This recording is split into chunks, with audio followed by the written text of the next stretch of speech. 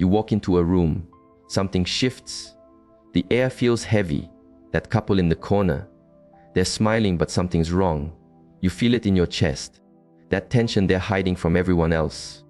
Most people miss this stuff completely. They see the smiles and think everything's fine.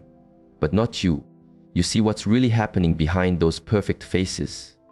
And everyone's told you this is special, right? This ability to read between the lines, to feel what others can't. But here's what no one mentions. This gift you've got, it might be the most dangerous thing about you. Now, I'm not talking about physical danger. Nothing like that. I'm talking about something deeper. Something that can eat away at your peace without you even noticing. The danger of seeing so clearly that you can't join the game everyone else is playing.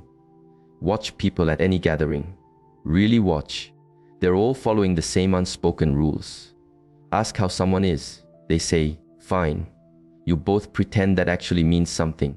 Everyone laughs at jokes that aren't funny. Nods at stories they've heard before. It's like a peaceful agreement to stay shallow. But you see through all of it. You notice when that friend's voice gets tight talking about work. You feel the loneliness radiating from someone surrounded by people. You sense the worry everyone's trying so hard to hide. And once you see these things, you can't unsee them, ever. If this resonates with you, join our community. Subscribe to walk this path together. Here's where the real trouble starts. Your presence becomes like a mirror. And most people hate looking in mirrors that show them too much. When you see clearly, you're basically pointing out what everyone agreed to ignore. People don't like this. Not because they're bad people, but because your awareness threatens the whole system they need to function. Think of it like this. Society is like a play. Everyone has their character, the successful boss, the perfect parent, the friend who has it all together.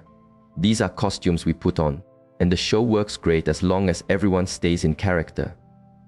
But you're like someone in the audience who stands up and yells, "Hey, that's just acting?" You can imagine how popular that makes you. The first danger, complete isolation. Not just feeling lonely sometimes, something much heavier. You're living in a totally different world from everyone around you. Speaking a language nobody understands, seeing things nobody else can see. The clearer you see, the more alone you get. I knew someone once, amazing at reading people, could walk into any room and immediately know who was real and who was faking it. Who was hurting behind the smile. Who you could trust and who was hiding something. Want to know what happened to her? She lost every close relationship she had, not because she was mean or judgmental, but because people felt exposed around her. They couldn't keep their masks on when she was there. Her friends would say things like, "You're too intense. You read into everything too much. Can't you just relax and have fun?" But she couldn't, because seeing clearly isn't something you turn on and off like a light. It's like asking someone with perfect hearing to ignore sound. Once you develop this ability to see beneath the surface, it's always there. Always showing you what others want to keep hidden. And here's the second danger. When you see the truth of what's really happening, you face a terrible choice. Do you speak up or stay quiet? Speak up. You get attacked. They'll call you negative, too sensitive, a troublemaker. They'll say you're creating problems that don't exist, reading bad intentions into innocent situations, unable to just let things be. But stay quiet. Pretend you don't see what you clearly see. That's when you start losing contact with yourself. Every time you ignore your own gut feeling, every time you accept someone else's version of reality when you know it's false, you're telling yourself your experience doesn't matter. Over time, this splits you in two. Part of you knows the truth. Another part has to pretend it doesn't. That's a quiet kind of madness. I remember sitting in a meeting once. Everyone congratulating themselves on how well things were going, and I could see clear as day the whole thing was about to fall apart. The signs were everywhere. Forced smiles, avoiding certain topics, eyes looking away when hard questions came up. I gently suggested we might want to look at some concerning patterns. The response? Pure hostility, not discussion. not reasonable disagreement, just defensive anger. This brings us to the third danger, the worst one. When you see clearly and others don't want to see, they turn their anger on you. They won't consciously decide to make you the villain, but unconsciously, automatically, they start treating you like you're the problem, like your awareness is creating the very difficulties you're just noticing. It's that old story about shooting the messenger. When someone points out the obvious truth everyone's ignoring, the crowd doesn't thank them. The crowd turns on them for disturbing their comfortable lie. Your clarity becomes a threat, and threats get eliminated. I've watched this pattern repeat countless times. The person who sees clearly gets labeled too negative, creating drama, unstable, needs to lighten up, paranoid. Notice something about all these labels. They all suggest the problem is with you, with your perception, not with what you're actually perceiving. Brilliant move, really.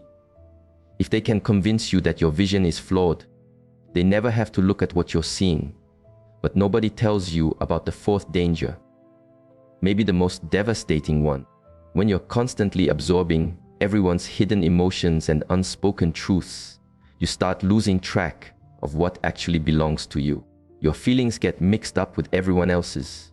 You walk into a room feeling fine, leave feeling anxious, sad, angry for no reason you can name, and you have no idea if these feelings are yours or if you just soak them up from the room like a sponge.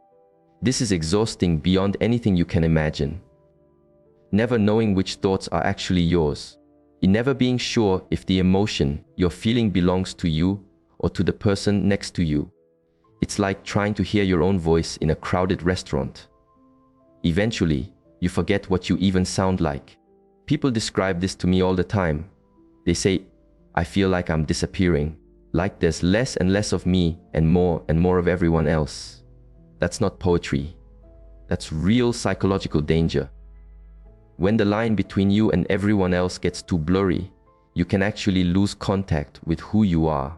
Now you might be thinking, this sounds pretty grim. Any hope for people like us? Here's the interesting part. Everything I just described, it's only dangerous when you don't understand what's happening. When you think you're going crazy or something's wrong with you. But once you get the game, once you see that your clarity isn't a flaw, but just a different kind of awareness, everything shifts. Not because the seeing stops, but because your relationship to it changes completely. You start realizing you're not required to save everyone from their blind spots. You're not obligated to point out every hidden truth or fix every problem you notice. The real danger isn't the seeing itself. It's the compulsion to do something about everything you see.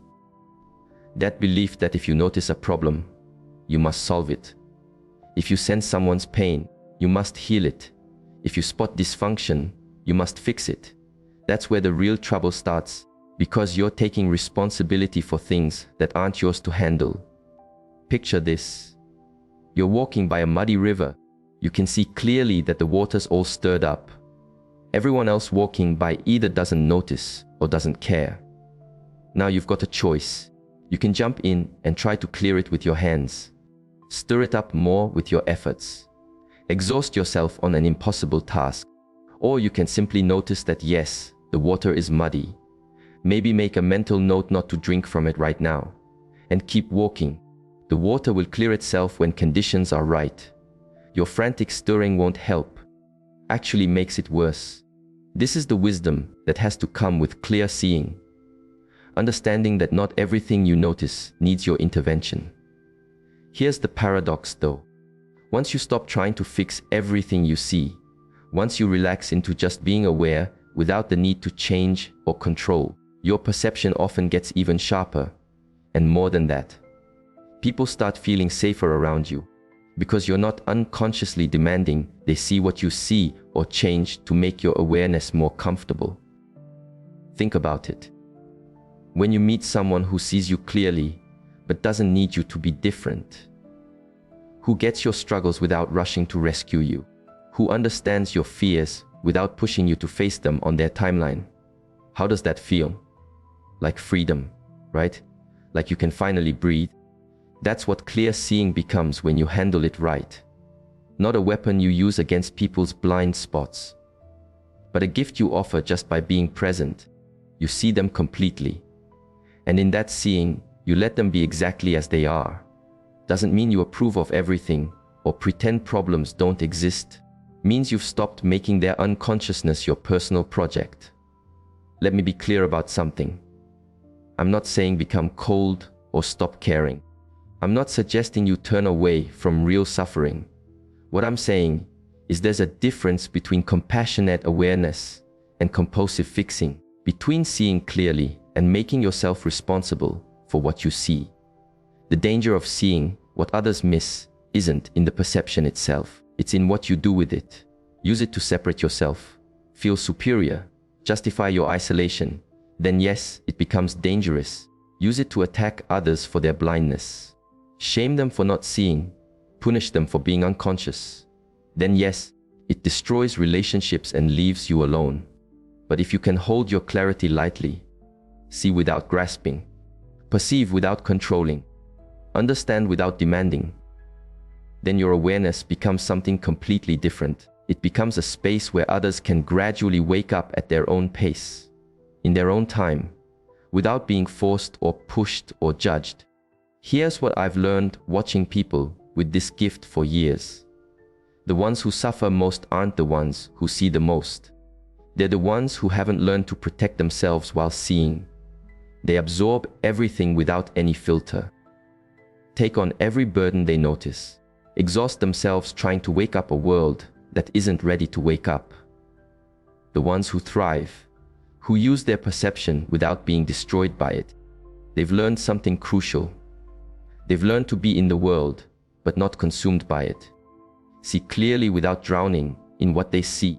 Perceive deeply without losing themselves in other people's stuff. They keep what you might call conscious distance, not cold withdrawal, the distance of healthy boundaries. How do you learn this? It starts with spending real time alone, not just physical solitude, psychological solitude, time where you're not taking in anyone else's emotions or thoughts or problems, time where you can settle, like that muddy water we talked about, until you can see clearly which feelings are actually yours and which ones you've been carrying for others. It continues with learning to trust your perception without being controlled by it. Yes, you see your friend's relationship is falling apart.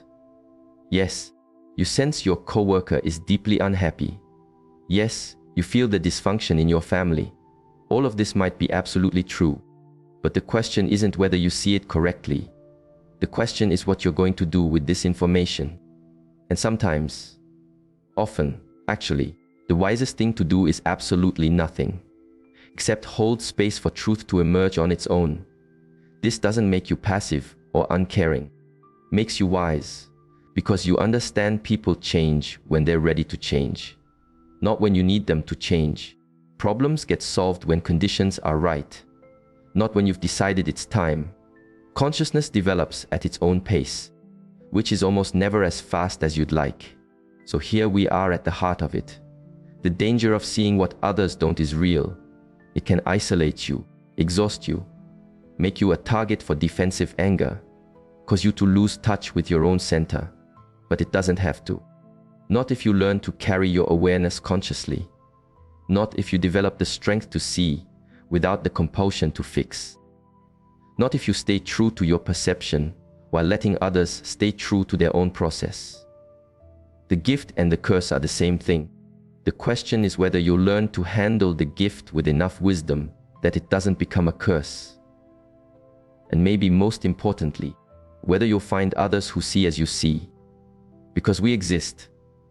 Other people who live in this strange space of perceiving more than most, of sensing what's hidden, of knowing what goes unspoken. When you find these people, when you can finally be fully seen by someone who doesn't need you to be less perceptive to feel comfortable, that's when the danger transforms into something beautiful. Because you realize you're not alone, you're not crazy, you're not broken, you're simply awake in a world that mostly sleeps, and there are others awake too. And together, without force or pressure or urgency, You can hold space for consciousness to spread. Like dawn breaking slowly over a sleeping city, this is the hope within the danger. Your clear seeing, when held wisely, becomes not a burden you carry alone, but a light you offer others, gently, patiently, letting them approach when they're ready. If they're ever ready, and if they never are, that's their right. Your job isn't to wake them up. Your job is simply to stay awake yourself. Keep seeing clearly while learning to live peacefully with what you see. If you're ready to continue this journey of inner clarity, subscribe. This is just the beginning. The danger is real, but so is the possibility that you learn to be conscious without being consumed, that you see deeply without drowning in what you perceive, that you carry your awareness as a gift rather than a curse. That's the art of living with eyes wide open in a world that prefers to keep them closed. I create space for inner peace. Drop this in the comments below. Declare your intention to hold your clarity with wisdom.